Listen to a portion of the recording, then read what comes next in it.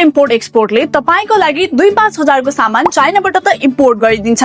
No doubt, specially तपाई beginner अथवा बिजनेसमा एक्सपेरिमेन्ट गर्न चाहनुहुन्छ भने त यो त बेस्ट नै भयो। तर के चाइना एउटा अर्को इन्डिभिजुअल देश जहाँबाट सामान नेपालसम्म इम्पोर्ट गर्नको लागि 20 देखि 25 दिन लाग्छ, 2-5 हजारको इन्भेस्टमेन्ट वर्थ छ त? यसको आन्सर हो वर्थ छैन।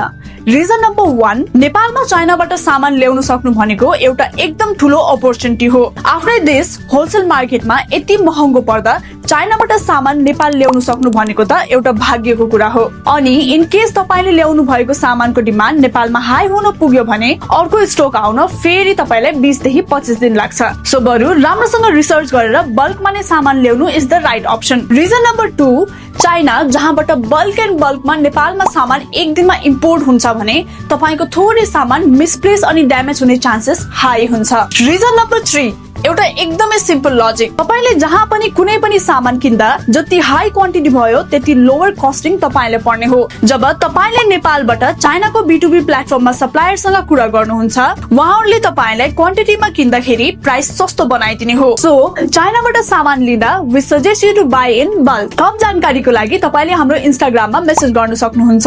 सम्पर्क गर्नको लागि स्क्रिनमा दिएको नम्बर अथवा हाम्रो अफिस पनि भिजिट गर्न सक्नुहुन्छ, जुन जोरपाटी बेसी गाउँमा रहेको छ।